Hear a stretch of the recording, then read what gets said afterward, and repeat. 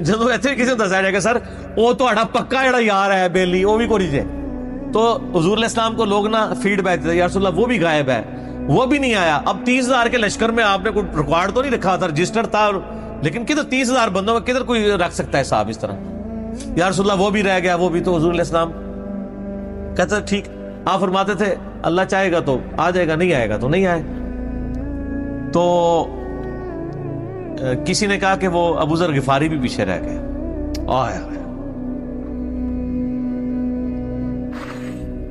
اور ابو ذر کو اس کے اونٹ نے روک لیا۔ اونٹ ہی نہیں اٹھ رہا تھا نا سر، وہ آپ کو گاڑی تو نہیں ہے نا جو سٹارٹ کر لیں گے آپ، اونٹ چلنے سے انکار کر دے، وہ کر سکتا ہے؟ اور سر سفر کتنا ہے؟ 700 کلومیٹر، 700 کلومیٹر کا ریگستانی سفر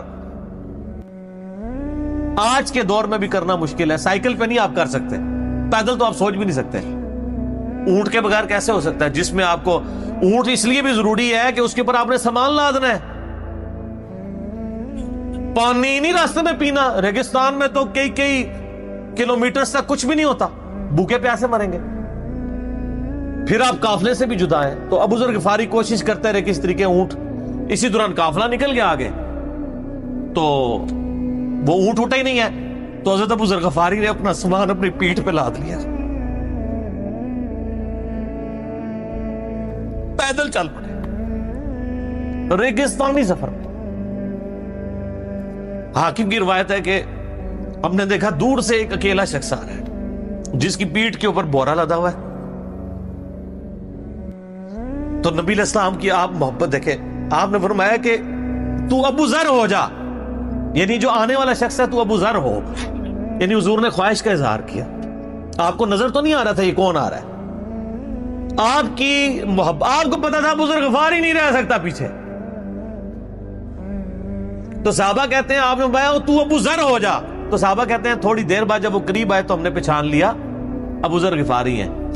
تو جب ہم نے پہچان لیا نا تو حضور علیہ السلام نے ان کے پہنچنے سے پہلے آپ نے فرمایا ابو ذر کو دیکھو اکیلا آ رہا ہے، اکیلے ہی دنیا سے جائے گا اور قیامت دن بھی اکیلا اٹھایا جائے گا۔ دنیا سے کیا کہہ رہے گے؟ صحیح بخاری میں آتا ہے کہ حضرت عثمان غنی رضی اللہ عنہ کے دور میں چکے، یہ اس حدیث کا بھی کچھ حصہ باقی ہے، میں بعد میں بیان کروں گا، پہلے میں اس کو کنکلوڈ کر لوں کہ صحیح بخاری میں آتا ہے کہ حضرت ابو ذر غفاری شام چلے گئے تھے، وہاں پہ